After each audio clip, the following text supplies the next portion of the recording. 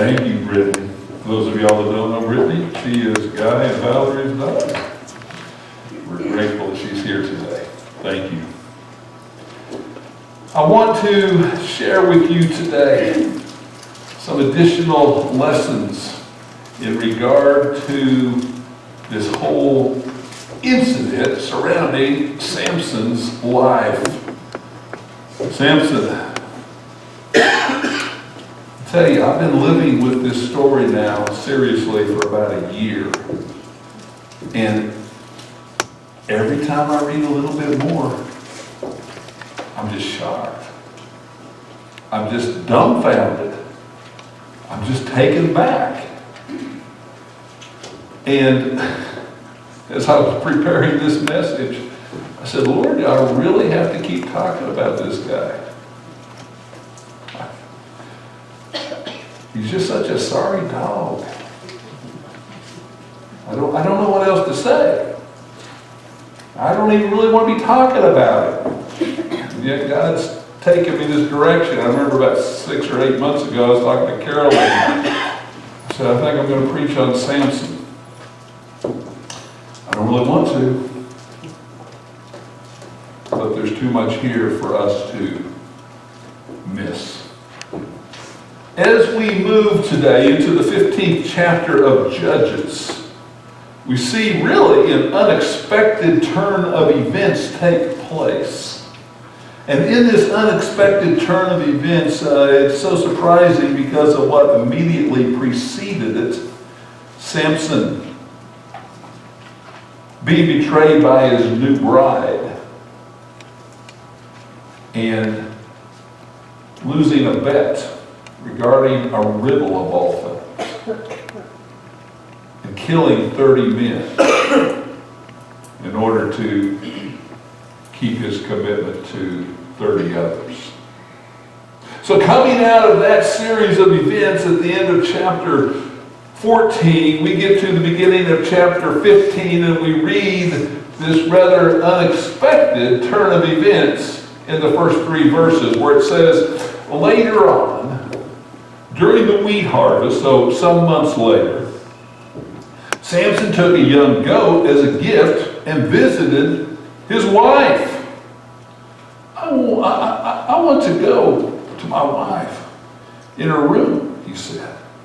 But her father would not let him enter. I was sure you hated her, her father said. So I gave her to one of the men who accompanied you, that is, at the wedding. Isn't her younger sister more beautiful than she is? Why not take her instead? Samson said to them, this time I won't be responsible when I harm the Philistines. So here we are. We're at the end of the wedding story. Everybody thought Samson was through with his new wife, including her father. And it seems so misogynistic, but it's really not if you understand the culture and the timing and everything. Her father actually acted toward her in a very loving manner by finding her a husband, besides Samson, who would take her after the entire fiasco that had taken place at the wedding ceremony. So following the wedding, following the riddle, following the betrayal, apparently we learned that Samson never meant to break off the marriage. He shows back up at her door. He's carrying a goat. Hey ladies, how would you like it? The first time your husband showed back up at your front door, he was carrying a goat just for you. Well, that's what happened. He was carrying a goat. And he didn't know that his dad had found an apparent solution to a problem that Samson didn't even know that he had.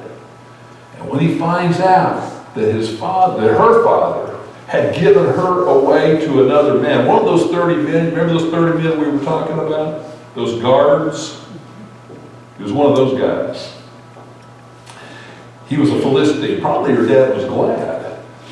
You know, well, at least she's with one of us now, he said. She's not with some Israelites. some Jew. Her dad was probably feeling pretty good about himself. Then Samson knocks on the door. And when he finds out what her father has done, he says this in verse 3, "This time I won't be responsible when I harm the Philistines." Implying that he realized that some of his earlier responses had not been exactly kosher, so to speak.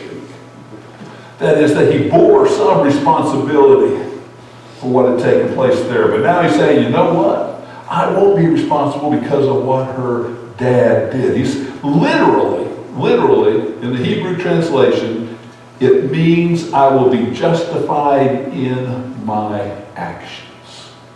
I'll be fully justified based on whatever it is that I choose to do. Not so previously, but at least in this case, because I was done wrong by her dad and by the one that I married. So here is Samson continuing to do what he does best. He makes excuses. Samson always has an excuse. He's an excuse maker. He is a blamer of others. Things never can quite be Samson's responsibility or Samson's fault. He always has to blame somebody else. And so we move on in the verses that follow. And we read about a tragic decision that takes place. Let's look at these verses together, beginning in verse 4. It says, "So Samson went out and he caught 300 foxes. He took torches, turned the foxes tail to tail, and put a torch between each pair of their tails. Then he ignited the torches and released the foxes into the standing grain of the Philistines. He burned up the piles of grain and the standing grain as well as the vineyards and the olive groves. Then the Philistines asked, 'Who did this?'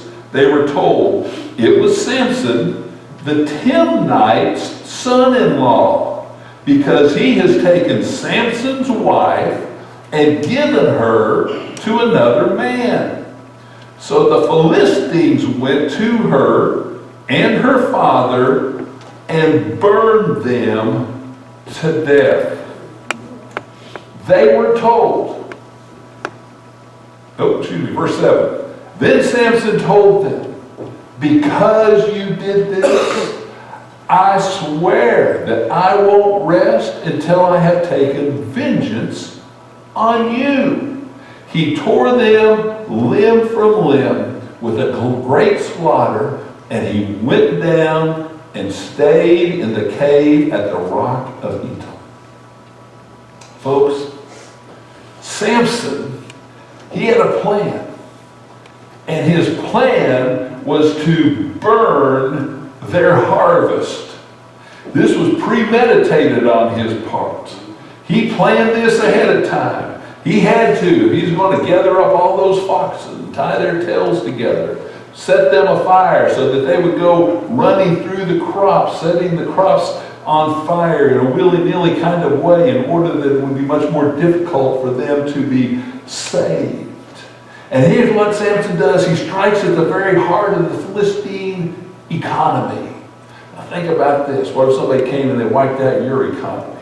What if they made it possible that you couldn't eat during the upcoming year? Made it possible that you couldn't pay bills in the upcoming year? Would you be upset? Well, of course the Philistines were angry as they could be. And what they did was unforeseen by Samson.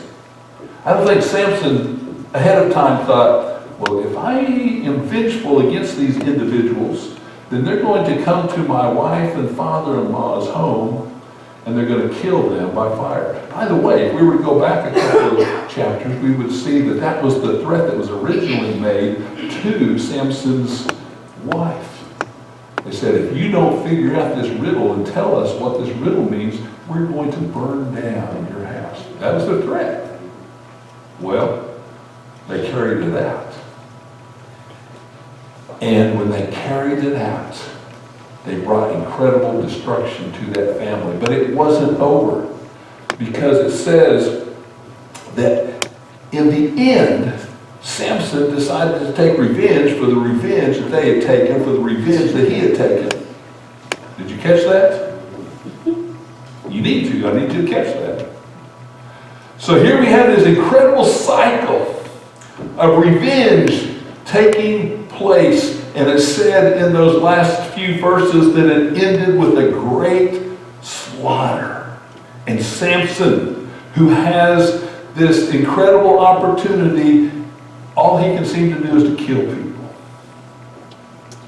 And at the end of this story, that's exactly what he does. Here's what I want you to learn. Sin creates sin. Samson lesson number 13. Sin creates sin. Now, if this would have been a few years ago, I would have said sin begets sin, wouldn't I? But we've kind of forgotten what that word begets means. So we're going to just insert the word create. Sin creates sin. And here's Samson utilizing these guerrilla tactics. We could spend some time talking about the foxes and their tails tied together, blah, blah, blah. That's really not the point of the story. Samson uses these guerrilla tactics, and all that he does is born out of his own misbehavior. When we start looking at the story of Samson's life, we see one bad decision is made after another, but it always grows out of his own bad decision making. It all comes as a result of his own misbehavior. Sin creates sin. Samson has this high calling, but he spends his life doing his own thing. He has this incredible opportunity from God to lead Israel out from underneath the thumb of the Philistines. He has this incredible opportunity before him. But he never seems to get it together. And here's the reason why: he's more interested in doing his own thing than he is in doing God's thing. All he's interested in is accomplishing what he wants to accomplish. And because of that, his sin creates more and more sin. And we see it so evidenced in these few verses that we've just looked at. Feeling that he had been wrong, he takes revenge upon the economy of the Philistines. Feeling that they had been wrong, they bring death to his wife and his father-in-law's household. Feeling that he had been done wrong, by their death, Samson comes into the story and he takes a vengeance with a great slaughter. So we see sin creating sin. It's kind of like the law of cause and effect. Here's the truth. Our actions have consequences. When we take action for positive or for negative, they always bear consequence. Unless action is taken against sin, it will birth more sin. Unless action is taken against sin, it will create more sin. And the cycle of sin is born out of the action of sin. And that's the reason when Jesus came on the scene, he came with such a radical message. Jesus said things like this. He said, "You have heard that it was said, love your neighbor and hate your enemy. But I tell you, love your enemies and pray for those who persecute you, that you may be children of your Father in heaven." You see, when Jesus came with his message of goodness and grace, it was shocking. And if we understand it in its totality, it remains shocking today. Because we still find it far easier in our humanity to take vengeance than we do to extend grace. And yet Christ didn't say, "I want you to show them love unless they just really deserve your vengeance." He didn't say, I want you to show them generosity unless what they did to you was really horrible. No. Jesus said that we need to forgive because we have been forgiven. Jesus said, love your enemies and pray for those who persecute you. Folks, when we spend life doing our own thing, it leads to sin. Samson is our perfect example today of that truth. When we spend our life doing our own thing, it'll just take us to that place of sin. But sin is not confined to just one person. Have you ever heard of people say, well, it doesn't really hurt anybody but me?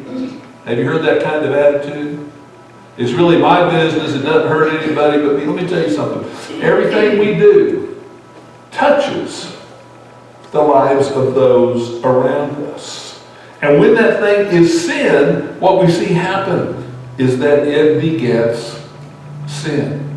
Sin creates sin. Coming out of this experience where vengeance gave way to vengeance, gave way to vengeance, gave way to vengeance, at least 4 times we read in that last passage. When we see that, when we learn this truth, that sin creates sin, we can see coming next a rather unexpected outcome as a result of all this vengeance that takes place going back and forth. Here's what happens. Verse 9 says, the Philistines went up and camped in Judah and raided Lehi. So the men of Judah said, why have you attacked us? Now listen to me. Let's not get lost. There's a lot of back and forth happening here. So the Philistines, whom Samson had just torn up a bunch of them, literally, they go up and they camp in Judah, that is Israel, and they raided the community of Lehi. So the men of Judah, that is the Israelites, said to them, why have you attacked us? Now, why would they have said that to them? Because they've been getting along generally pretty well. Okay? They were kind of coexisting. Why have you attacked us? They replied, we have come to arrest Samson and to pay him back for what he did to us. There's more vengeance, okay, but we're not talking about vengeance right now, but there's more, okay, there's more vengeance. Verse 11, then 3,000 men of Judah went to the cave at the rock of Etham, and they asked Samson. Remember, Samson had run away. He'd gone to hide in this cave. We know where this place is today, by the way. It's really more of a crevice than a cave. But he's hiding out there. We could go there today. We can show you exactly where they found Samson. How many people did Judah sin, the Israelites sin to get Samson? 3,000! They were scared to death, weren't they? But it sounds like they were more scared of the Philistines than they were scared of Samson. They figured 3,000 of us, we can handle him. So at the end of verse 11, they say, they say to Samson, don't you realize that the Philistines rule over us? What have you done to us? I have done to them what they did to me, he answered. Now remember that. I want you to remember that. We're coming back to it. Verse 12, they said to him, we've come to arrest you and to hand you over to the Philistines. Then Samson told them, swear to me that you yourselves won't kill me. No, they said, we won't kill you, but we will tie you up securely and hand you over to them. So they tied him up with 2 new ropes and led him away from the rock. Folks, there's a lot happening here. But what I really want us to take away is this truth. Samson lesson number 14, the easy road will deliver you into the hands of your enemies. And we can really tell this truth, this lesson, from a couple of different perspectives. But I'm going to share it with you from the perspective of the Israelites. The Israelites. those 3,000 men who came after Samson.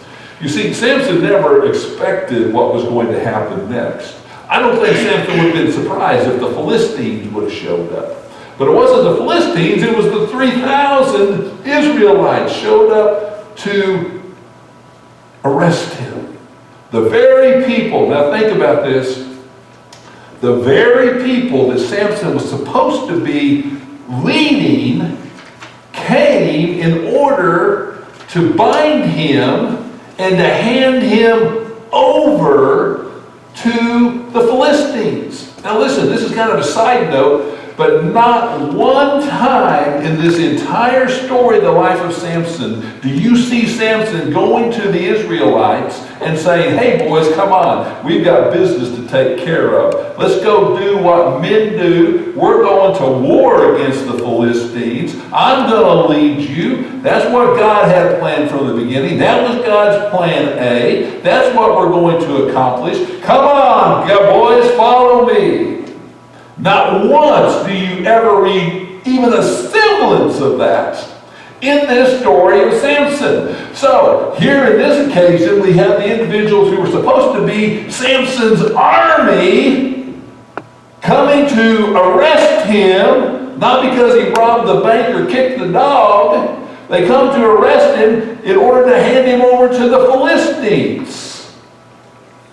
What a strange and curious turn of events. Why? Samson was their leader after all, was he not? Although he never acted like it. And here Judah is determined to avoid a confrontation with the Philistines. And that's exactly what's taking place here. They're doing everything that they can under their ability to avoid confrontation with the Philistines. They said earlier in verse 11, don't you realize the Philistines, Samson, they rule over us. We got to be careful, Samson. We don't really want to do this, but we really don't have any choice. And here they are determined to avoid confrontation. Why? Because they were comfortable with the rule of the Philistines. Think of it this way. They were more comfortable with the rule of the Philistines than they were with the thought of the rule of Yahweh. They were more comfortable being ruled by the demon-led Philistines than they were with being ruled by their God. If we're not careful, we'll get into the very same position where we're more comfortable with the status quo. We're more comfortable with just maintaining tranquility. That becomes the most important thing in our lives. And if we're not careful, we'll become more comfortable with the rule of the Philistines around us than we are with the rule of God in our lives. You see, their comfort was more important to them than God's will. And listen, we live in a day and age when our comfort, and so on certain levels, we take it for granted. Every time we wake up in a warm house in the morning, we're taking for granted our comfort. Every time the television set works, we're taking our entertainment, our comfort for granted. Every time the refrigerators kept our food from spoiling, we take our comfort for granted. But if we suddenly yank those things away, you'll see that people will do just about anything they can to get their internet back. Okay? People will do almost anything it takes to get that electricity up and running. They saw that Samson, finally, let me point this out. They saw that Samson was no different than the Philistines. In verse 11, Samson said these words. They said to Samson, that is, the Israelites, what have you done to us? Samson said to them, Samson said to the Israelites, listen, I have done to them what they did to me. Samson is saying, you know what? I'm no different than the Philistines. I've only done to them what they've done to me, that is his ethic. That is his understanding of the right way to live. How pitiful I've done to them what they've done to me. I only did to them what they did to me. How tragic. He was acting, listen to me, Samson was acting like a Philistine. We need to ask ourselves, how am I acting? Am I acting just like everybody else around about me? Am I just acting like the guy down the road who doesn't claim Christ, doesn't know Christ? Am I acting like the world? Or am I acting like a Christian? Am I just acting like another Philistine? Folks, let me tell you something. Philistines are a dime a dozen. And Christians who act like Philistines are pretty easy to find. The Israelites chose the easy road. We're just going to turn Samson over. Maybe the Philistines who are ruling over us will forget about it. We'll just turn Samson over and we'll go on living our comfortable, tranquil lives. But here's the truth. The Israelites chose the easy road, but ultimately it led them right into the hands of their enemies.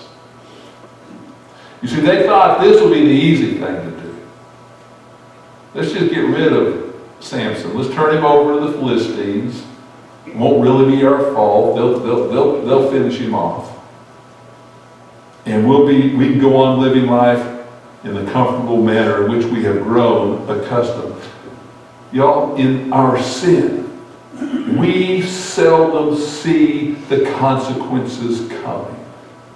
In our sin, when we choose to rebel against God, we seldom see that there will be consequences out down the road. When we take vengeance, we just figure, well, I'm just getting even. But we fail to see that there are repercussions beyond that vengeance begets vengeance, and that the easy road will not deliver us to that place that it claims it will. The consequence always leads us into captivity. That's what happened to these Israelites when they thought things were going to be heading their direction, that they were going to be able to maintain the comfort of the status quo, even if that meant being under the authority of the Philistines rather than being under the authority of their God. Well, Samson gets another chance after all of this. Can you believe this? Can you believe that Samson gets another chance after everything that we've just read about him? Do you know who would give a guy another chance like that? God. See, I'm thinking, God, you're going to give him another chance after all of this? But read with me what it says in verse 14. It says, now remember, he's been bound. Okay, he's been bound by the Israelites. It says in verse 14, when he came to Lehi, the Philistines came to meet him, shouting. Now the Spirit of the Lord took control of him. That is Samson. And the ropes that were on his arms became like burnt flax, and his bonds fell off his wrist. Now let's just pause and point out what's obvious, that there's supernatural events taking place here. These ropes are melting away as if they're wax or flax. Okay? They just kind of melt away. It's like something out of a Steven Spielberg movie. Okay? It just kind of melts away.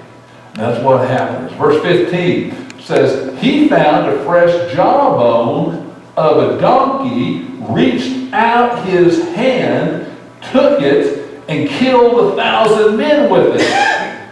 This guy's a warrior. He's a warrior. I want to point this out to you. We're not going to spend any time here. I think we may come back to this. Maybe we have about 2 more messages. Maybe 3. Maybe 9. No, I'm just kidding. But what I want you to see is this Nazarite, okay, It's been a few weeks. Remember we talked about he was born a Nazarite, unlike any other human that ever lived. What's this Nazarite doing once again? He's touching the carcass of a dead animal. It says there that the jawbone, verse 15, was fresh. Okay? So it wasn't like it had been tooled and formed into a weapon. It was gruesome. It was fresh. So what's Samson doing again? He's breaking his Nazarite vow. Again, we may come back in a few weeks and just talk about every time in these 4 chapters that he breaks his vow. Well, here he's done it again. Verse 16.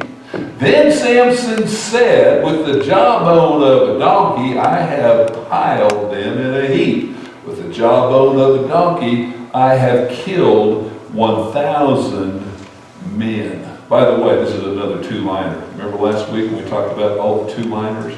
That's another 2-liner.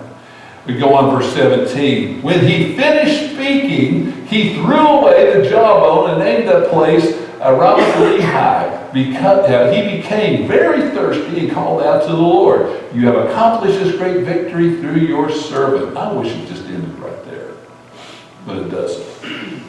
It goes on to say, Samson goes on to say, must I now die of thirst and fall into the hands of the uncircumcised? So God split a hollow place in the ground at Lehi, and water came out. After Samson drank, his strength returned, and he revived. That is why he named it in Hakorah, which is in Levi to this day. And he judged Israel 20 years in the days of the Philistines. What are we reading here? We're reading that God supernaturally intervenes again on Samson's behalf. God is God. He can do whatever he wants to. And we celebrate that God has accomplished what he desired in this moment. And he gave Samson another chance. He gives Samson yet another opportunity for what purpose? To fulfill the purpose for which he was created. That's what God's given him another opportunity to do. He's not patting him on the head and saying, oh, good job. You picked up that fresh jawbone and you killed a bunch of folks. No, God's not patting him on the head for that. But God is giving him another opportunity to fulfill his purpose. Even another opportunity, however, does not change Samson's heart. Because the truth of the matter is, it's easy to return to old ways of thinking and living. For you and I, it's easy for us to take steps spiritually backward. And that's exactly what happened to Samson. Again, in verse 18, we read these words. Let's look at it together. In verse 18, it says, Samson became very thirsty and called out to the Lord, you have accomplished this great victory through your servant. You remember it said earlier that God indeed had the Spirit of the Lord there, verse 14, took control of him. So the Spirit of the Lord took control of him. In verse 18, Samson acknowledges it. He says, you have accomplished this great victory through your servants. We think here, maybe Samson's learned something. Maybe Samson's figuring it out. Maybe Samson's getting there. But then verse 18 continues, and Samson says, in essence, emphasis added by me, okay? But God, are you just going to leave me here to die of thirst? Wow. Here's what he does. He becomes demanding of God. Can I encourage you to one thing in your life? Don't ever place demands upon God. Just don't do it. Why? Because he's God and we're not. We don't demand anything. We may experience His goodness and His grace, but to put demands upon Him is to assume something that we are not. But that's what Samson does. He becomes demanding of God. What that means is he really becomes very self-focused. He says, must I now die of thirst? After all this greatness has been accomplished through me, shouldn't you do something for me, God? And Samson went right back to his old ways of thinking and doing. It's easy for us to return to our old ways of thinking and doing. And I suspect that like Samson, if we were to be honest with ourselves, that we would have to admit that we've been there, done that. Samson went right back to it all being about himself. Can I say it this way? Samson went right back to doing his own thing. And when he went back to doing his own thing, when he went right back to making life all about himself, he grew into that bad habit. He returned to those old ways of thinking and living. Now, I suspect that there have been times in our lives, I know there have been in my life, when God has taught us some new things, when God's taught us some new ways, when God's taught us some new actions. Maybe that happened as we were reading His Word and we went, wow, God, this has to change in my life. Maybe it happened as we were reading a devotional book or a book about spiritual things. Maybe it happened to us in a revival meeting. God, I've got to change this way of living in my life. Maybe it happened while you were at camp one week. Maybe it happened in a seminar, on a retreat. But if you were to be honest, you'd have to admit, you know what? I went back to my old ways of thinking. I went back to my old ways of doing things. I went back to doing things my way, not God's way. I went back to doing my own thing. Folks, it is easy to return to our old ways of thinking and doing things. But when we return to those old ways of doing things, it never takes us to the new place that God's invited us to be. Can I say that again? When we go back to the old place, the old ways, we never get to live in the new place, in the new ways that God instructed us. Going back is always a step away from God's plan in my life. When I return to my old ways of living, it's always a step backwards.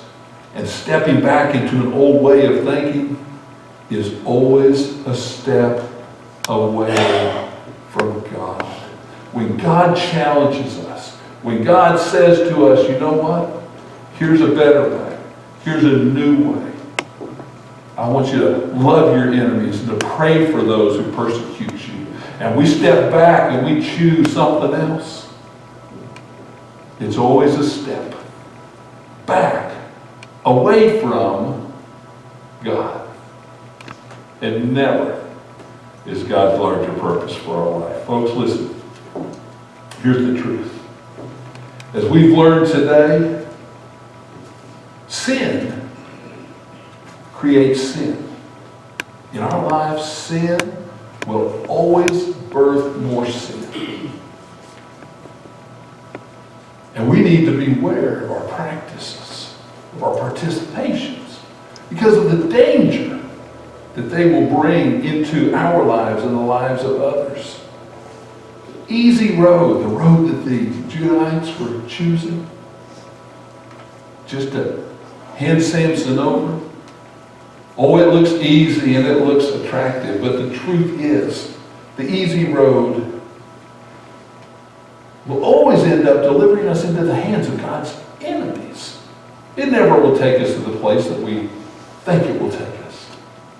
It always takes us somewhere that's fraught with more danger, that's fraught with more pain, that's fraught with more struggle. If we will choose instead to follow and to live within the context of God's instruction, that road takes us to the high place, to the safe place, to the place where God is. And finally, let us remember that it's easy to return to our old ways of thinking, but our old ways of thinking will not deliver us to new places of greatness. It will only take us to places of struggle and sorrow and difficulty. That's how they've delivered in the past, and that's how they will deliver in the future. So as we consider these Samson lessons today, I just ask you, which one of these three has God impressed on your heart? Which one of these three would you say, I need to recognize that my sin will just bring about more sin? That it will create more sin in my life? Have I been trying to choose the easy road, living like the world lives, rather than trusting God to do within me what He wants to do? Have I just found it far too easy? I remember that time when God instructed me, this is how I am to live, but I found it far too easy to return to old ways of thinking and old ways of doing. Would God speak to your heart concerning one of those matters today? Will you stand with me? And as you stand, let's pray together. Heavenly Father, we come before you in this moment realizing these truths, that they don't just apply to the life of Samson, but that they apply to our lives right now, right here. Where God, may we learn what you designed and desire for us to know. That we might not have to follow the poor pattern that was set before us in these chapters, but that we might follow the pattern that you have established for us. May you be glorified and honored.